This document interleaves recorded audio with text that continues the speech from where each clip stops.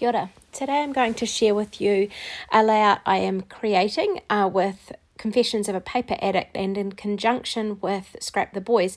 So I have pulled in this birthday cut file from Confessions of a Paper Addict into the Cricut. Now I have the letters came, it was all sort of separate, and I decided I wanted to join them because I wanted to be lazy when I backed the cut file. And that meant that I ungrouped them and I've dragged them a bit closer together and I've regrouped them. Now you'll see here that when I do this regrouping and when I kind of merge them or attach them, the B and the A there are all blacked out. So that means they won't get cut, joined together, I guess. So I've just then rearranged those. I've just slightly moved some of the bits so that they touch in a slightly different way. And you'll see that after doing that, it then combines nicely, ready to cut as a single file. So I have grouped and I have attached and then I have welded these together. So now it will cut as one single cut file rather than each of the letters coming out separate. And so I've just arranged it there on the mat just to sort of make sure it's going to fit the way I want it to with the photos. So I have set, the way I want to do this is sort of so that the birthday balloons and the word there is both the title, but it's a ledge that my photos will sit on. So just sending that to the Cricut, and now I am just showing you some of these photos that I've got there to work with. Now my cousin came over from Australia last weekend, or almost 2 weeks ago now, and she brought with her her son, who is just celebrating his first birthday, and so he it's the first time we've met him, and it's also it was an opportunity to celebrate his birthday with her. So she hasn't been over due to COVID since he was born. So I have got the cut file here. Now a wee trick with the mats when I'm taking them off, if I bend the mat to take off the cut file stays flatter, and the mat's generally got a little bit of flex in it, but just be careful if you're doing it that way because I have snapped a mat before. So just do it gently, but it is quite functional.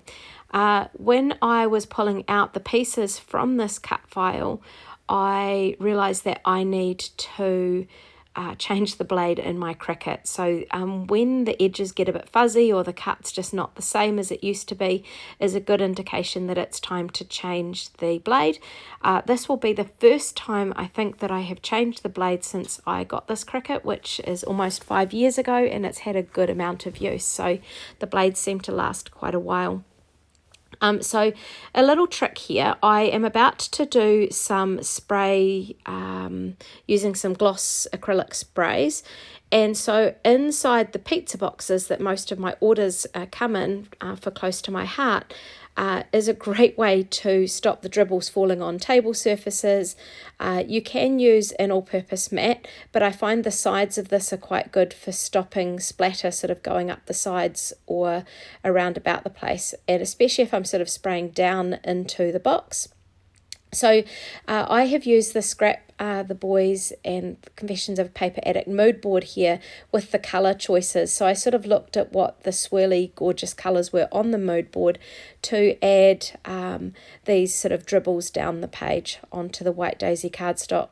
So I am now going to look at backing the cut file. So I'm going to choose a few different things. I did wonder about putting in some sequins there, and I'm just going to go through some of the party time papers from Close to My Heart.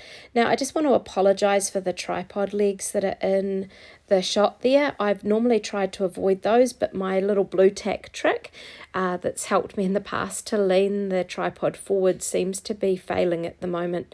So just so you don't end up with a camera falling on the work surface the whole time, the legs are in there, which is a little bit more stable.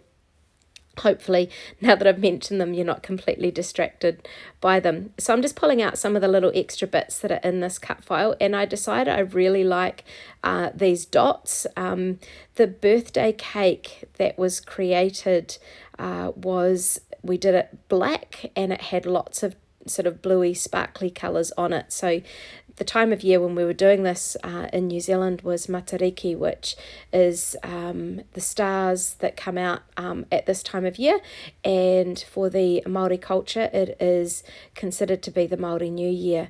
So it was sort of a Matariki cake for this birthday cake, and the colours here on this paper kind of bring some of that out. I might do a layout about the cake another time. My mum had my husband working on it as he was able to pull in some of his chefing skills to get the cake iced. So I've now backed that cut file, and you would have seen up the top here when I'm just getting these pieces from, I had set these little parts aside, and I'd done this on purpose so that they were there ready for me to put back in after I'd backed the cut file. So I'm just adding in the pieces for the inside of each of these letters. Now I converted the photos to black and white because I wanted both them to stand out and the birthday cut file as well as the colours, and I think by making them black and white I've really achieved that. So I'm just going through some of the Picture My Life cards that came with this Party Time collection with Close to My Heart, and I've decided on this little one with the stars on it. Again, the Matariki with this the 7 stars, and how that sort of all ties in together there for these photos, so there's connections to the different pieces. So I'm just backing the photos here with some white daisy cardstock, and I've just stuck them onto the white daisy, and then I am trimming that border around them just so it's even around all sides, just with a pair of random scissors. So I'm now going to just pull out some scraps of the pattern paper just to add some photo mats or some layers in behind the photo for a bit more interest. So again, these stars are from the Party Time collection, and the colours work for this layout and the boys and the stars and things like that. So I really enjoyed working with this mood board with Scrap the Boys, and I am pleased I had that challenge and this collection sort of floating around to be able to dip into and use. This was one of the annual collections for Close to My Heart, and it still is current. As a maker, I'm looking forward to later this month having a sneak peek into what will be on offer in the annual catalogue for the next 12 months.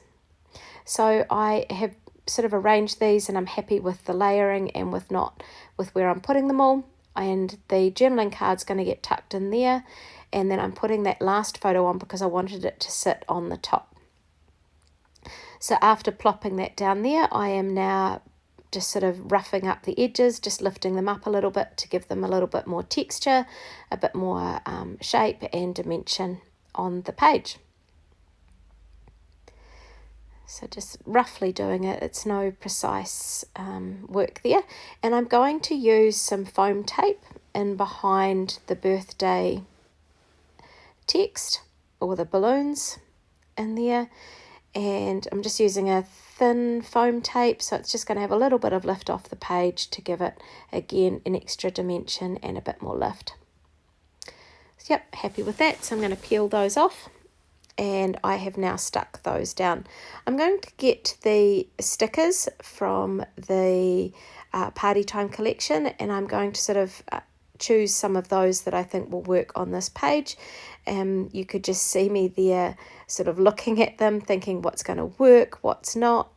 And so I am going to pull in these pennant banners or the wee triangle banners up the top there, and because I've put that colour up there, I'm going to put some of the words down the bottom as sort of a top and bottom balance.